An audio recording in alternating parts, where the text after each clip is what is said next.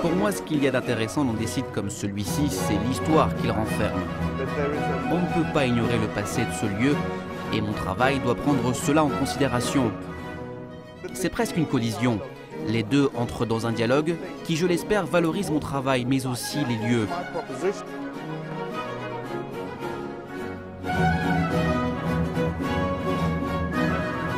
Nous voilà devant l'œuvre qui ouvre l'exposition, le C-Curve. C'est une lentille convexe où se reflètent déformés le château et les visiteurs. On a un peu l'impression d'être devant une gigantesque photo panoramique prise par un appareil numérique.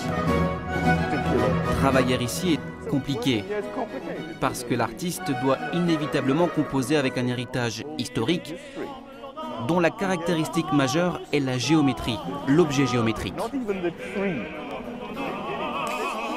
En face de nous, on voit le Sky Mirror qui ouvre la perspective sur le Grand Canal.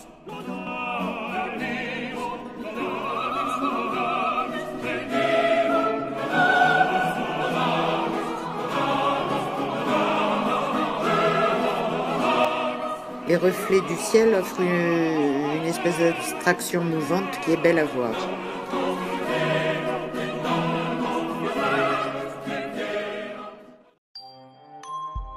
Depuis 1990, Kapoor est un des plus grands sculpteurs mondiaux. Il a reçu le Turner Prize, il a fait la Biennale de Venise, il construit des sculptures monumentales un peu partout dans le monde. Il fait des décors de théâtre, il écrit, il fait des stations de métro. En fait, il a fait une école d'art et de design. Et ce qui l'intéresse beaucoup, c'est la sculpture et l'architecture.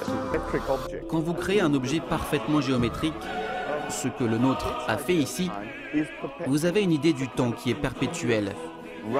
C'est une sorte de vision continuelle, complète, éternelle du temps. Donc quand un artiste vient travailler ici, il doit se demander quelles sont les autres conceptions du temps. Nous voilà devant le Dirty Corner, surnommé, paraît-il, le vagin de la reine par Kapoor lui-même. Mais enfin, s'il s'agit vraiment d'un vagin, alors les visiteurs que nous sommes, nous précipitons vers lui comme des spermatozoïdes prêts à l'attaque. Je dirais que la qualité d'une œuvre est dans la multiplicité des sens qu'on peut lui donner. Ce que j'ai fait, c'est d'amener ici des objets qui ne sont pas achevés, en particulier avec mon œuvre Dirty Corner, qui n'est qu'à moitié finie, comme si elle était encore en train d'être créée. Ici, on a une idée du temps qui n'est peut-être pas si parfait que cela, pas circulaire. Et je pense qu'elle pose des questions sur ce qui était là, à l'origine. J'y verrais plutôt un grand pavillon d'oreilles et sa longue trompe de stache en métal. À l'écoute, peut-être des millions de paroles chuchotées dans les bosquets depuis l'époque de Louis XIV.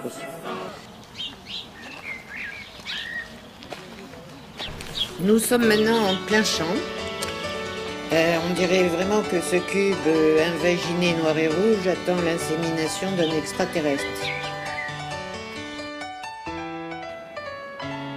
D'après le titre de la sculpture, c'est une section de corps en préparation pour une monade singulière. Cette sculpture pourrait être la jumelle de celle présentée au Grand Palais pour Monumental. On y pénètre comme dans un organe génital féminin, du côté des trompes de Fallope, dans une douce lumière ensanglantée. Je m'intéresse à la couleur et à la façon dont elle nous conduit à l'obscurité. Le rouge ne produit pas la même obscurité que le noir ou le bleu. Je pense que c'est à cause de nos corps et du fait qu'on associe cette couleur rouge à nos entrailles. on ne peut s'empêcher d'interpréter l'obscurité et la couleur à travers cette vision de notre corps. Je pense à la fois au monolithe du film L'Odyssée de l'espace dressé vers le ciel. Et je pense aussi au marbre d'un sculpteur, Ipoustéguy, qui a fait un travail en marbre, mais beaucoup plus modeste, où l'œil entrait dans des structures similaires.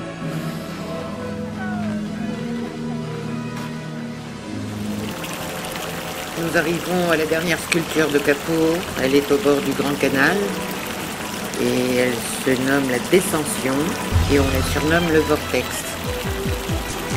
Les proportions de cette évacuation lui donnent des airs de trou noir dans l'univers.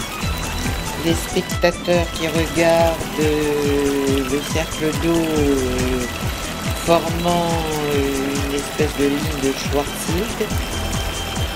On pourrait y voir aussi la formation d'un ouragan vu d'un satellite.